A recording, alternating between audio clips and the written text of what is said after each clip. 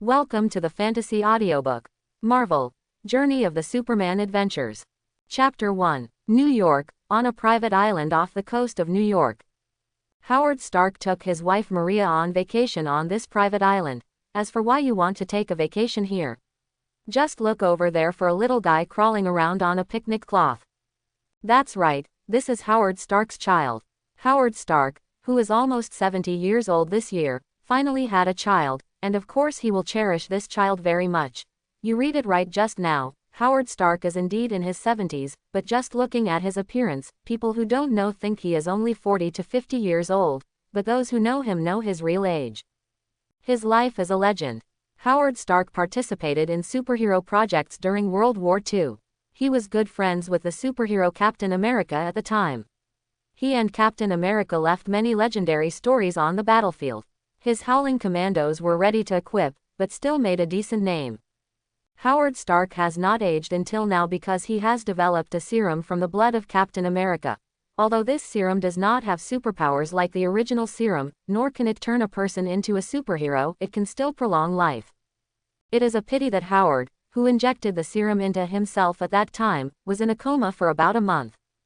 All the researchers were sued by the military and the rest of the Stark family, and were finally sentenced to death, and all the research materials were burned. In this regard, Howard, who woke up a month later, had no choice, and the serum did not play any role at the time. It was not until Howard found the Rubik's Cube underwater and started researching that he discovered that the serum at that time should be regarded as a success. The reason why Howard fell into a coma it was because of insufficient energy, but the research materials were gone, and Howard also knew what kind of disaster this thing would cause to the world if it could be mass-produced, so he didn't say anything.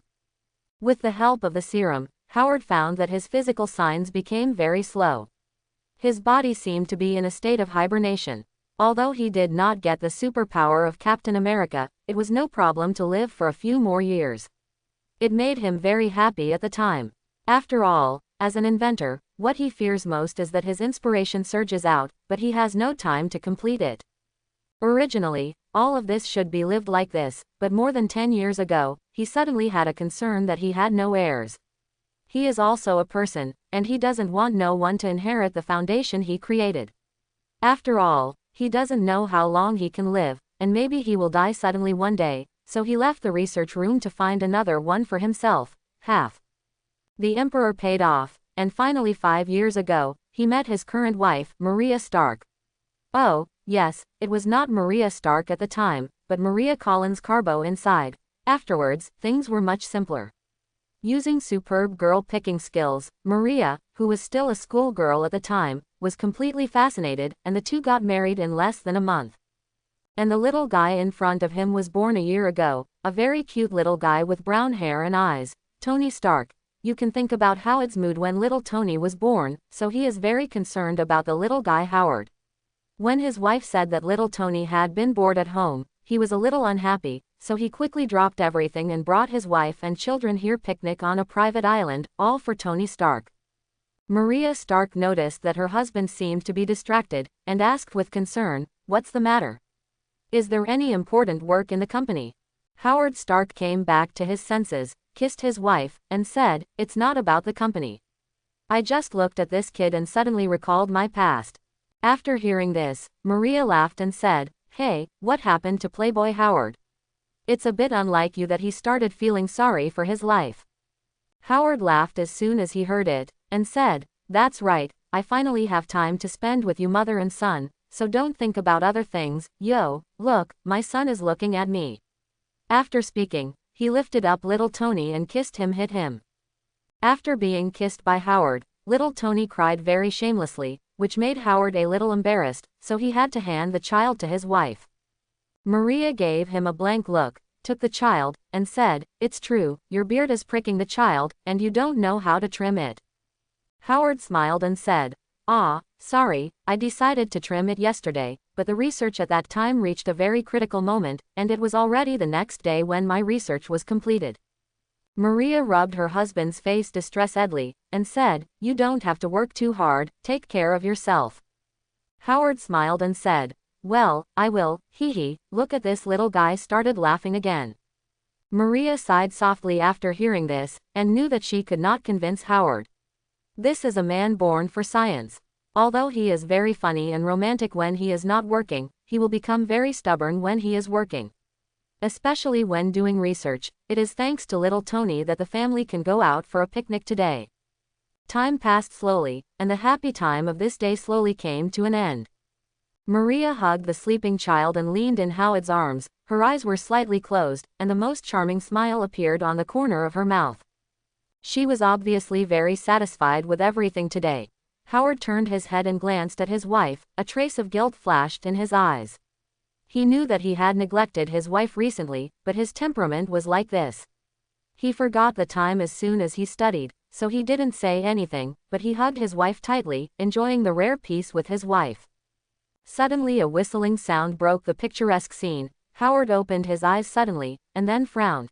He saw a huge fireball whizzing from the sky directly towards the island, and then crashed into the forest not far from them with a bang.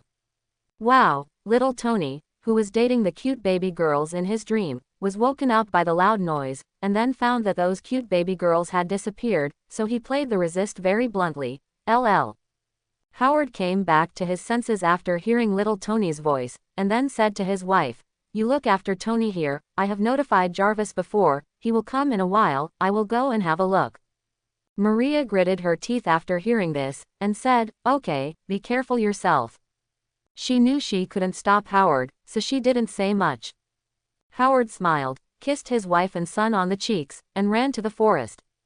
After a while, Howard found the place where the meteorite landed in the forest, and then he saw an unbelievable thing in the crater.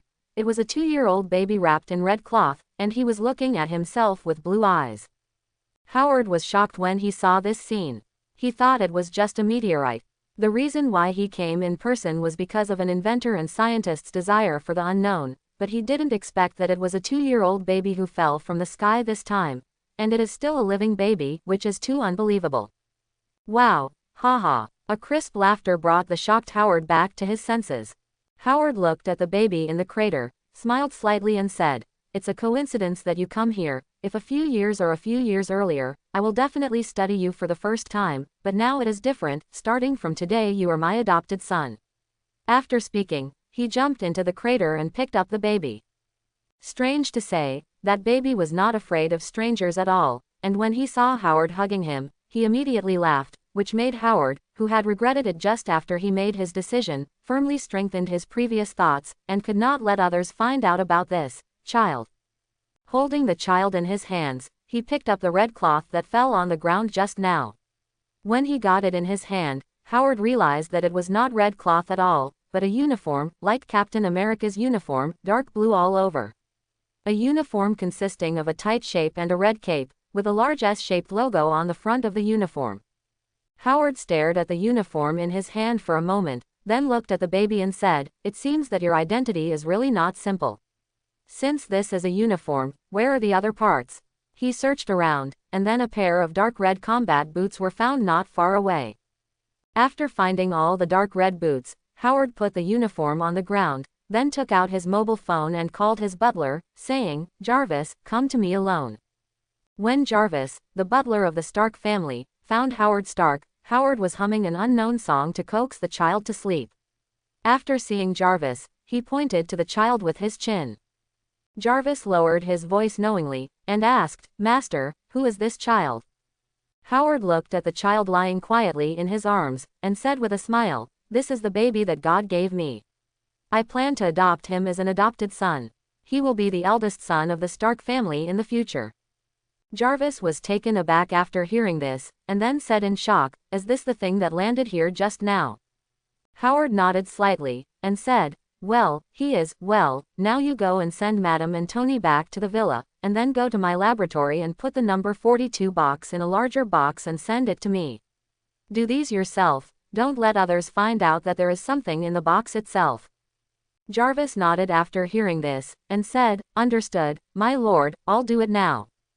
Howard nodded, and said, "Oh, yes, don't forget to bring me a piece of clothing, the softest one."